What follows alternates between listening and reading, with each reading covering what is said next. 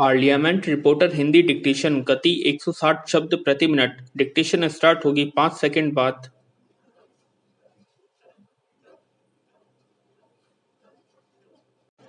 Start. महोदय, पंजाब के संबंध में मुझे यह कहना है कि अभी कुछ दिन पूर्व वहां पर भाषा का प्रश्न उत्पन्न हुआ। मेरा अपना विचार है कि जब भाषा के आधार पर पंजाब का विभाजन हो गया तो आज पंजाब की भाषा पंजाबी है और यह पंजाब के लोगों को निर्णय करना है कि वह पंजाबी किस लिपि के अंदर लिखी जाए। लेकिन एक बात मैं पंजाब की सरकार से आपके माध्यम से निवेदन करना चाहता हूं कि आज जब पंजाब के अंदर 45% लोग इस प्रकार के हैं जो यह कहते हैं कि हमारी अपनी मातृभाषा हिंदी है, तो पंजाब की सरकार को अल्पसंख्यकों की भाषा को संरक्षण देने के नाम पर दूसरी भाषा के रूप में हिंदी को मानने में किस प्रकार की कोई आपत्ति नहीं होनी चाहिए। इससे दोनों के संबंधों में मधुरता आएगी और किसी प्रकार के अनावश्यक आंदोलन से हमारा सीमावर्ती राज्य बचा रहेगा। विराम। जहां तक लिपि का संबंध है, लिपि के संबंध में मैं बलपूर्वक किसी लिपि को समाप्त करने के पक्ष में नहीं हूं। मेरा विचार रहा है कि देश में अपनी लिपियों को सुरक्षित रखते हुए अगर प्रादेशिक भाषाएं किसी एक सामान्य लिपि को वैकल्पिक लिपि के रूप में स्वीकार कर लें तो देश की अनेक भाषाओं को निकट आने में बहुत बड़ी सहायता मिल सकेगी। विराम। अगर पंजाब के लोग भी इसी आधार पर विचार कर सकें तो मैं समझता हूं कि यह पंजाबी भाषा के हित में और देश की एकता के हित में होगा। विराम।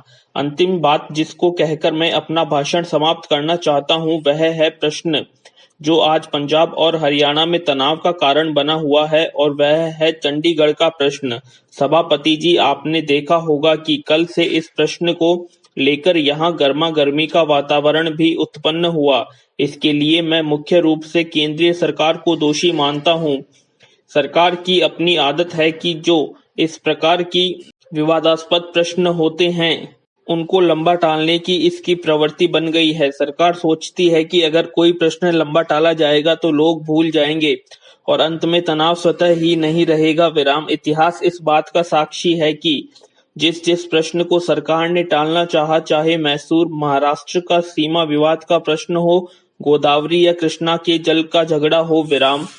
महोदय, पंजाब के अंदर चंडीगढ़ का झगड़ा हो, सरकार ने जिस झगड़े को टालना चाहा वह झगड़ा और अधिक उग्र रूप लेकर देश के और सरकार के सामने आया। इसलिए मैं कहना चाहूंगा कि इस सरकार को आगे के लिए यह परंपरा डालनी चाहिए कि जब भी इस प्रकार के कोई प्रश्न आए तो उन प्रश्नों पर दृढ़ता से विचार किया जाए और तत्काल उनका समाधान किया जाए। विराम।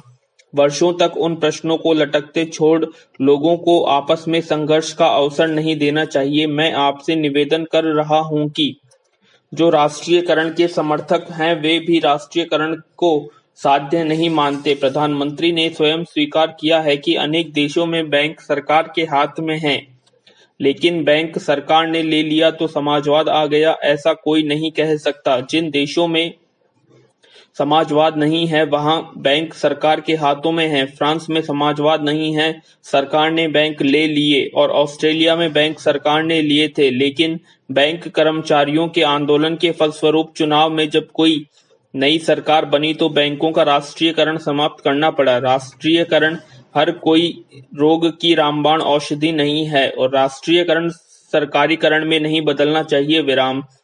जिस तत्परता से सरकार ने बैंकों को अपने हाथ में लिया है उससे आर्थिक क्षेत्र में कठिनाइयां पैदा हो सकती हैं। नए नए लोगों में नई नई आशाएं जागी हैं। क्या ये आशाएं पूरी की जा सकेंगी? विराम। अगर ये आशाएं पूरी नहीं की गई तो उनके परिणाम भयंकर होंगे। सहकारिता के क्षेत्र में हमने लोगों में नई आशाएं जगाई हैं, हमारा तंत्र उसको पूरा कर पा रहा है। समाजवाद मात्र इसका इरादा नहीं है। इरादे अच्छे हो सकते हैं, नेक हो सकते हैं, लेकिन जिस मशीनरी के द्वारा, जिस तंत्र के द्वारा वह इरादे व्यवहार में लाने हैं, अगर वह मशीनरी भ्रष्ट है और अगर वह तंत्र असक्षम है, अगर जनता के प्रति उनके हृदय में सहानुभूति नहीं है, तो फिर राष्ट्रीयकरण भी सहकारिता की तरह एक बदनाम चीज हो जाएगी। विराम। सरकार बहुत से कारखाने चला रही है, कुछ अच्छे चल रहे हैं, कुछ बुरे चल रहे हैं, लेकिन कारखाने चलाने के लिए, सरकारी संस्थाएं चलाने के लिए जैसे आदमी हमें चाहिए वैसे आदमी तैयार करने का हमने प्रयत्न नहीं किया है। विराम। सार्वजनिक उद्योगों को सफल करना सरल नहीं होता है। विराम।